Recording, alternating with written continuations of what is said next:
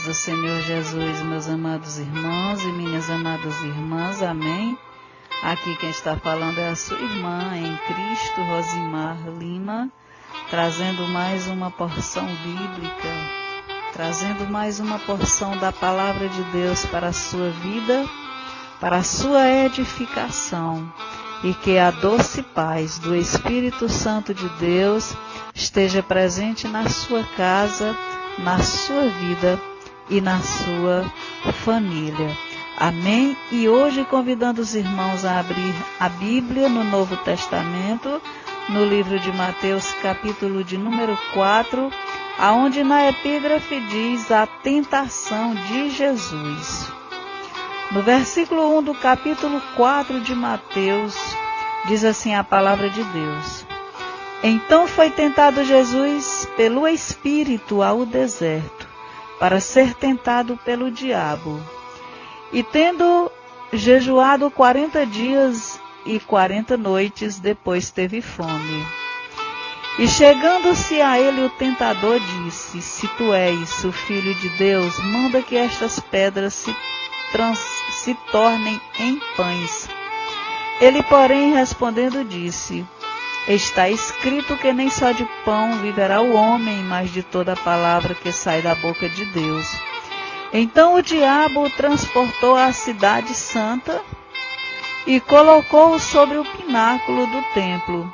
E disse-lhe: Se tu és o Filho de Deus, lança-te daqui abaixo, porque está escrito: Aos seus anjos dará ordem a teu respeito, e tornar-te-ão nas mãos, para que nunca tropeces em alguma pedra. Disse-lhe Jesus: Também está escrito: Não tentarás o Senhor teu Deus. Novamente o transportou o diabo a um monte muito alto e mostrou-lhe todos os reinos do mundo e a glória deles. E disse-lhe: Tudo isso te darei, se prostrado me adorares. Então disse-lhe Jesus: Vai-te, Satanás, porque está escrito: Ao Senhor teu Deus adorarás, e só a ele servirás. Então o diabo o deixou, e eis que chegaram os anjos e o serviram. Amém? Glória a Deus, louvado e santo é o nome do Senhor. Então, meus irmãos, nós sabemos que o apóstolo Paulo, por diversas vezes, ele nos alertou para o fato de que Satanás ele está sempre lançando ciladas contra as nossas vidas. E aqui, nesse texto que nós lemos, nós vemos o próprio Jesus sendo tentado. Onde Jesus, o Filho de Deus, ele foi também tentado por Satanás. No versículo 3, perceba que Satanás, ele usou o ponto mais fraco. Versículo 3 diz: E chegando-se a ele o tentador, disse: Se tu és o Filho de Deus, manda que estas pedras se tornem em pães. Então perceba que Satanás, ele usou o ponto mais fraco. Jesus, ele estava há 40 dias sem comer, estava com fome, porque Jesus, ele sentiu fome. Ele aqui inicia o ministério dele sentindo fome, e ele termina o ministério dele na cruz sentindo sede, mostrando que ele era humano. Jesus, ele era 100% Deus e 100% homem. E como homem, Jesus sentiu fome após ter jejuado. E quando Jesus resistiu a essa tentação, o diabo não desistiu e continuou tentando. Aqui Satanás, ele usou a fraqueza da carne como a primeira tentativa, pois Satanás sabia que Jesus estava fisicamente debilitado após o período de jejum.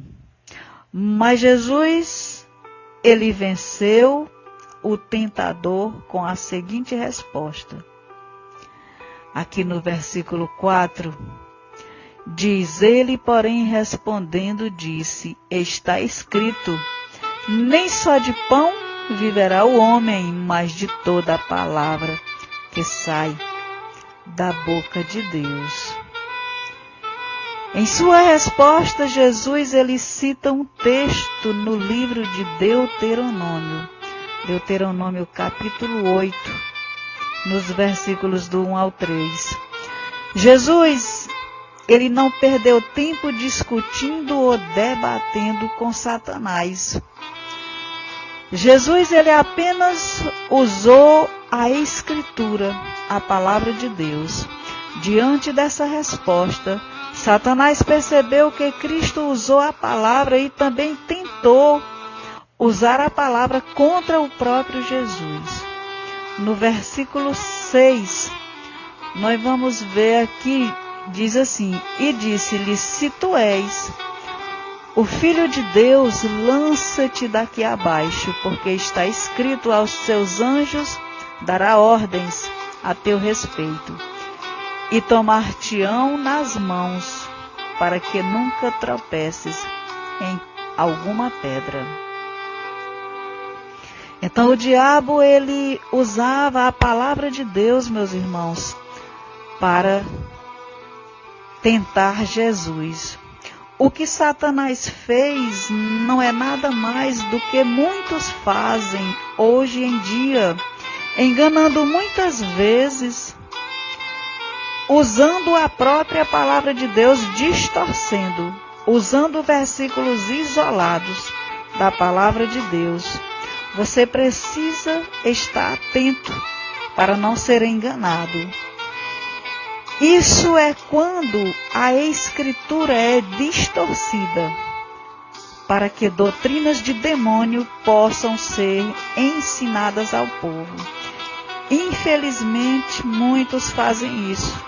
Jesus nos alertou que haveriam os falsos profetas, pessoas que se dizem de Deus, mas não são. São apenas instrumentos de Satanás para enganar as pessoas.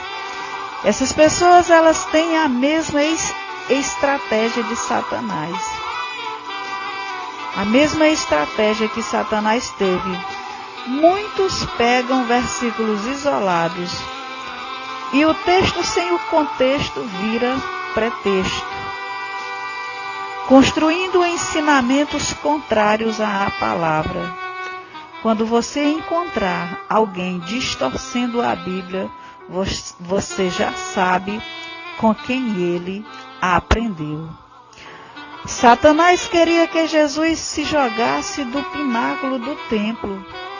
Ele estava tentando substituir a confiança por um teste, lançando dúvidas sobre a fidelidade de Deus. Acredite, Satanás estava usando a Bíblia contra Jesus. Mas no versículo de número 7, diz, e disse-lhe Jesus, também está escrito, não tentarás o Senhor teu Deus. Aleluia, glória a Deus. Meus irmãos, a Bíblia interpreta a própria Bíblia. E ainda não estando satisfeito Satanás, ele ainda faz uma terceira tentativa. Aqui no versículo 8, diz, novamente o transportou o diabo a um monte muito alto e mostrou-lhe todos os reinos do mundo e a glória deles. E disse-lhe, tudo isso te darei, se prostrado me adorares. Então disse-lhe Jesus, vai-te, Satanás, porque está escrito, ao Senhor teu Deus adorarás, e só a Ele servirás. Glória a Deus. Aleluia, louvado e santo é o nome do Senhor. Então, meus irmãos, essa última tentativa foi um pouco diferente. O que Satanás propôs a Jesus foi algo que chamamos de apostasia. Ele queria que Jesus abandonasse a Deus. No mesmo instante, Jesus repreendeu Satanás e venceu aquela tentação no deserto. No versículo 10 diz: Então disse-lhe Jesus: Vai-te, Satanás, porque está escrito: Ao Senhor teu Deus adorarás e só a ele servirás. Então o diabo o deixou ir, eis que chegaram os anjos e o serviram. E o que nós aprendemos, meus irmãos, com esse texto? Nós aprendemos muito.